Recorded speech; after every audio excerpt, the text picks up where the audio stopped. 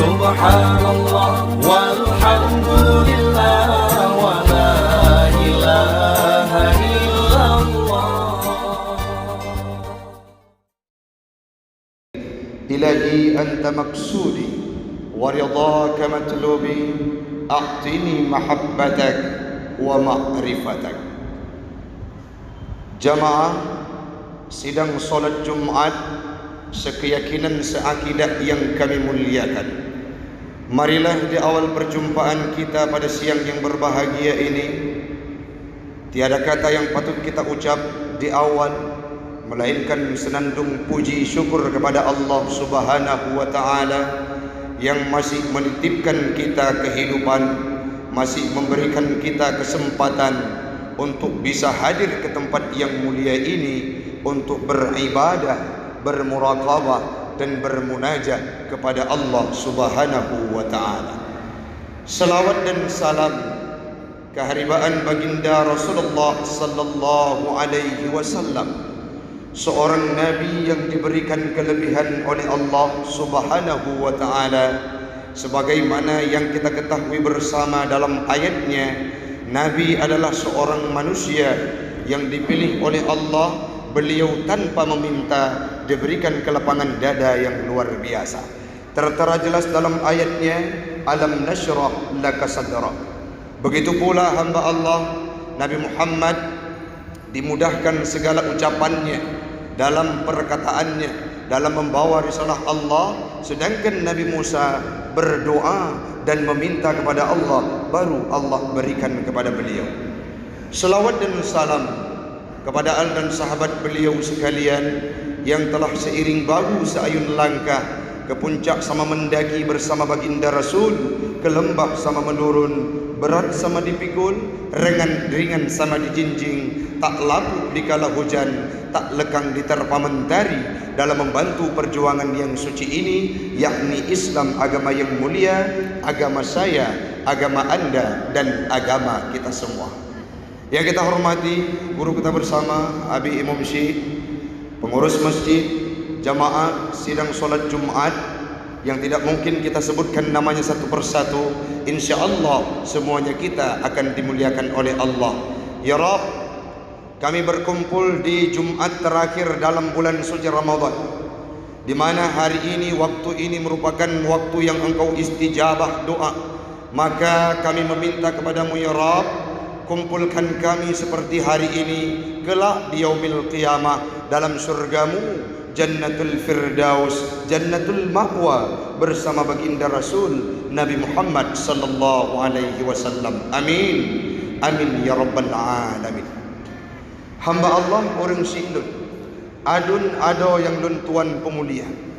Kalau kita analisa ibadah Ramadan ini, dari pertama didengungkan kalimat-kalimat yang menjadi ciri khas Ramadan. Ada di sana kalimat Bilal yang melantunkan subhun kuddusun rabbuna wa rabbul malaikati warruh. Ada kalimat-kalimat tadarus yang di tengah malam yang mencerminkan, yang mengisyaratkan kepada kita bahwa Ramadan sudah mulai dilaksanakan. Kala Ramadan pertama, kedua dan seterusnya, kalau kita analisa hamba Allah, ibadah dalam bulan suci Ramadan itu tak ubahnya seperti sebuah pertandingan dan turnamen, baik itu turnamen bola dan lainnya. Bagaimana maksudnya Ustaz? Kiban maksudnya tengku ibadah Ramadan. Kala di awal Ramadan 1 sampai 10 itu berduyun-duyun orang yang pergi menunaikan ibadah, tidak hanya ke masjid, ke surau, ke menasa, ke musalla. Berderetan orang-orang yang datang untuk menunaikan baik itu solat tarawih, solat Aisyah, tadarus bersama, dan mendirikan solat-solat malam dilakukan oleh kebanyakan orang di antara kita. Kenapa demikian Ustaz? Karena tak ubahnya seperti sebuah pertandingan. Kala babak penyisihan itu sangat banyak regu, sangat banyak klub, sangat banyak kelompok yang ingin bertanding dan berlomba di dalam ajang tersebut. Namun kala menginjak ke babak semifinal, ada di antara kita yang berjuang di babak penyisihan dulunya gugur tanpa terasa, hilang, tidak ada lagi dalam saf jamaah. Dalam Ramadan juga demikian hamba Allah. Walaupun Ramadan teruk, kan urung-urung yang biasa ke masjid, orang-orang yang alpa dulunya ke masjid, setahun tidak pernah nampak wajahnya ke masjid, setahun tidak nampak wajahnya untuk beribadah di masjid. Tapi kala menjelang Ramadan itu datang, dia menjadi orang yang berada pada saf yang pertama untuk beribadah kepada Allah. Kenapa? Karena suasana yang berbeda. Dia hadir ke masjid karena panggilan manusia, bukan panggilan iman. Hari ini kita lihat sudah 25 Ramadan, sudah 26 nanti malam. Siapakah mereka? Orang-orang yang masuk dalam babak grand final, orang-orang yang masuk yang hatinya muallakun bil masajid, orang-orang yang sudah dapat ruh ibadah dalam hatinya. Mereka lah yang akan mampu lulus ke babak grand final, artinya akan mendapatkan titel muttaqin usai Ramadan. Kalau kita ketahui hal tersebut hamba Allah, danyo tak depu, danyo sadari bahwa pada ujung Ramadan banyak di antara kita yang sibuk dengan persiapan lebaran. Bahwa kala Ramadan itu ingin meninggalkan kita, banyak di antara kita mempersiapkan diri untuk menyambut indahnya Aidilfitri, mengalpakan solat tarawih, mengalpakan tahajud, mengalpakan tadarus di masjid, mengalpakan i'tikaf di masjid. Padahal kondisi yang paling penting, ujung-ujung Ramadan itu Nabi Muhammad meningkatkan ibadahnya, tidak mengenal ruang dan waktu.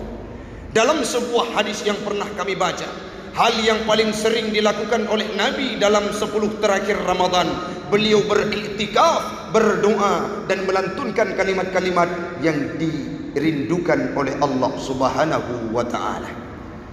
Uronyo urung siklun, hari ini masih tersisa 4 hari lagi, 5 hari lagi Ramadan itu kunjung usai. Kalau hati-hati yang hidup hamba Allah, ada yang punya ruh, ada yang ibadah dalam bulan Ramadan karena perle kepada imbalan dari Allah, ingin mendapatkan ridha Allah, ingin mendapatkan kesenangan, kebahagiaan, keistimewaan dari Allah. Mereka kala Ramadan itu beranjak pergi meninggalkan dia, akan bergumam dengan dalam sekali, segudang, sekelumit kalimat-kalimat pertanyaan yang ada dalam batinnya akan muncul ke permukaan. Ya Rabb, long ibadah dalam bulan Ramadannya ka 25 Ramadan uranyo, singah 26, hanya tinggal 4 hari lagi, tidak pun sampai Ramadan itu seminggu lagi hidup dalam kehidupan kami.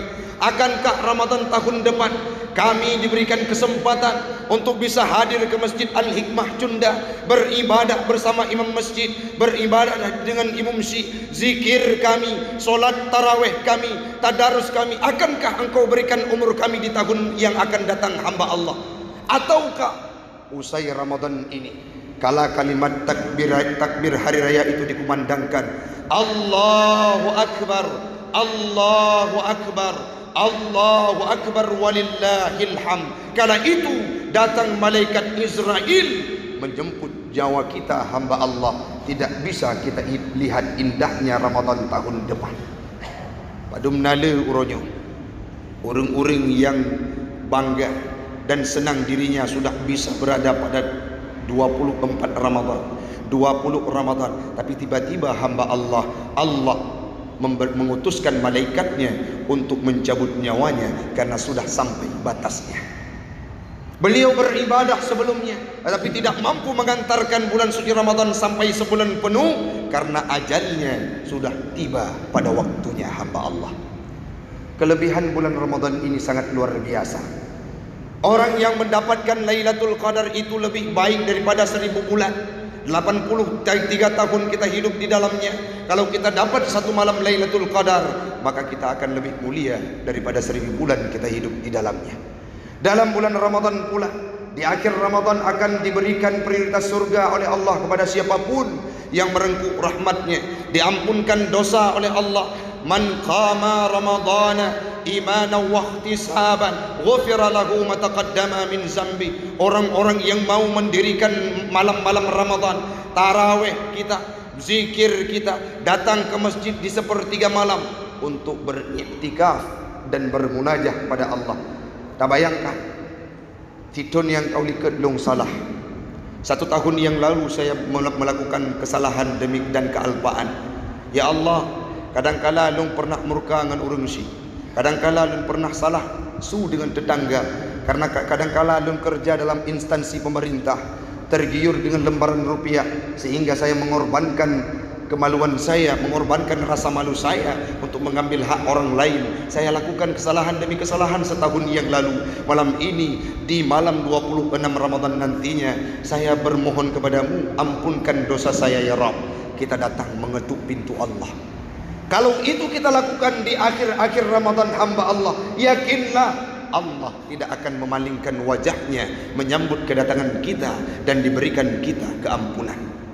Yang selanjutnya, orang-orang yang menghidupkan Ramadan itu dengan penuh keimanan, dan orang-orang yang menghidupkan Ramadan pada 10 terakhir, itqum minan nar, akan dimerdekakan dari api neraka, yang kelak kita akan dimasukkan dalam surga oleh Allah. Kenapa demikian Ustaz?